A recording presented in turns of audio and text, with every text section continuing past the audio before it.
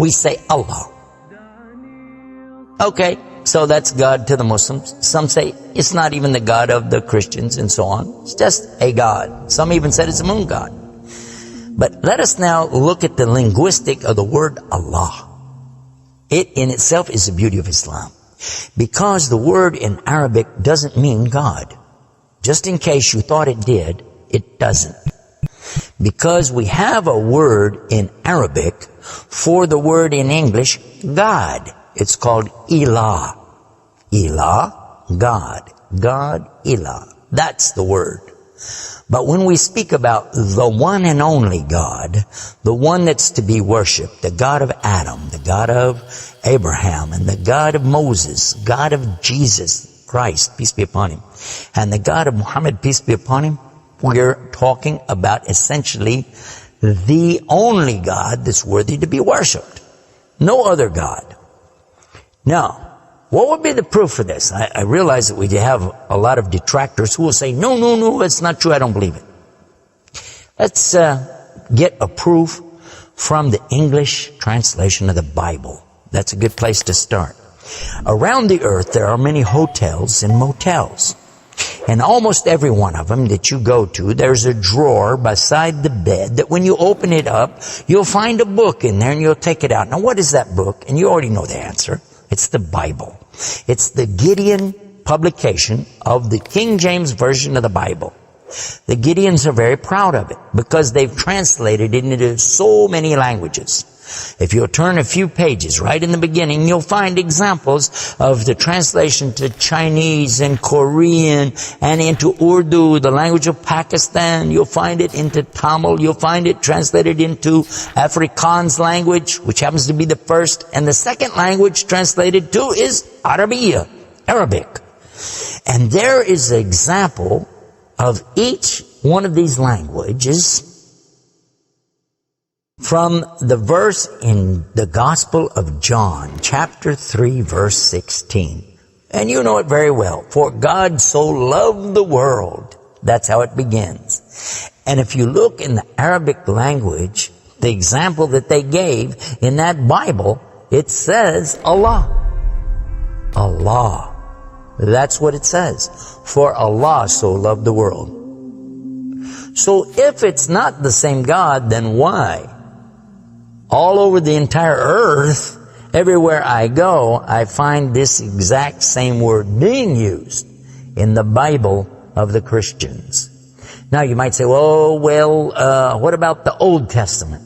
Well, just in case you would like to check it out, you can obtain a copy of this from our website. It's called The Beauties of Islam.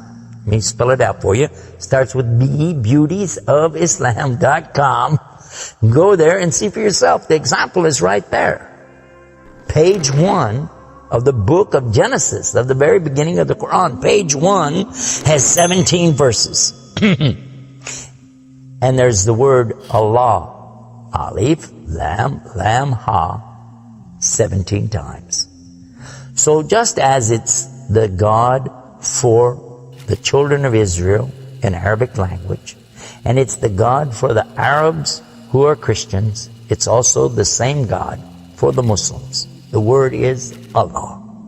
Why Allah? Why is it important to have this particular word, and why don't we have it in English? Now, I want to come to the etymology of the word.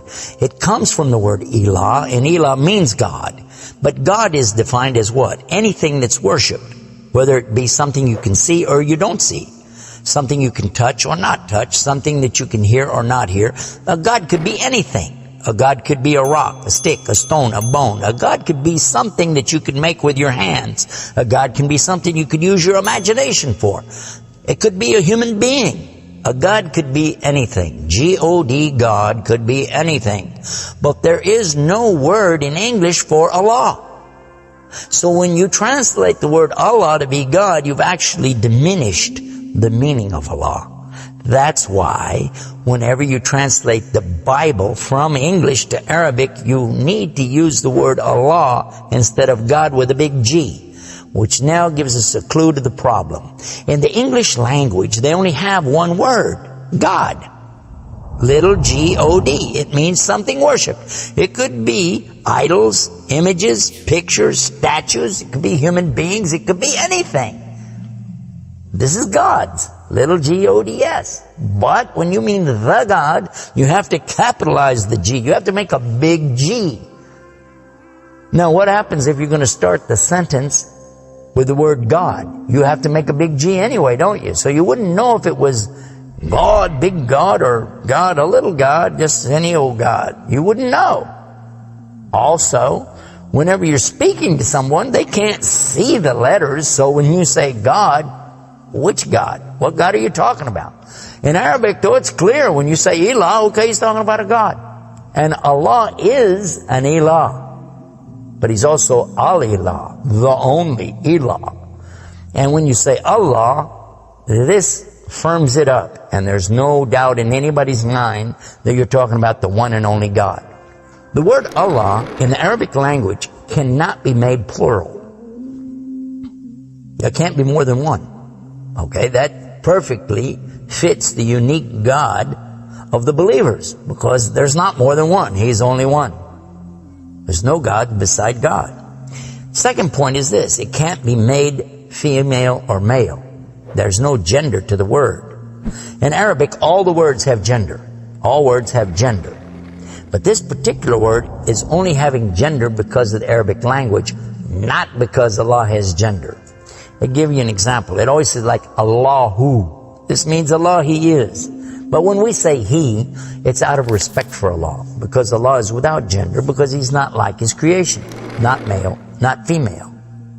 Additionally, we find that the examples in Quran, for instance, when Allah is talking about Himself, you'll find it says Nahnu. Nahnu means we. And Allah refers to Himself as Nahnu. He also says Khalaqna. He says Khalaqna. What does that mean? He's saying that we created. And throughout the Quran you find Allah referring to Himself as we, our, and us. And right away you're going to say, okay, if that's not plural, then what is? In fact, this is the royal we used by a king or a queen when they're giving decrees. We have it in English too, so you can understand. The king says, we decree the following, and he's talking about himself. It's the royal we. Now, I thought about this quite a bit, and I was trying to think, how could I give a better example? After all, most of us, myself included, never met a king, never met a queen, and so I'm not really familiar with that usage. Although it's there, I'm not sure what you're talking about. So then in studying the English language, we find that it's true that we do that when we speak to someone directly. Watch this. When I say, for instance, this cup. Okay. I would say, this is a cup. This is a cup of tea. I would say, this book is. I would say, those artifacts are. Those are. This is. These are. So I'm saying is and are. Did you catch this now? These things are. This is. Now when I speak to a human being, how do I do this? Well, I will say, you guys, all of you are. All of you are. A-R-E. But when I speak to somebody directly, do I say you is or you are? I will say you are. Why? Simply because this is the respect, honor, and dignity that I'm giving. There's no plural there. When I say to you, you are my friend. You are a lovely person. But why am I saying are? Why aren't I saying is? You is my friend. You is a lovely person. You'll say, man, this guy doesn't know English language. And in fact, that's how we can understand this usage of we and our when Allah is talking about Himself.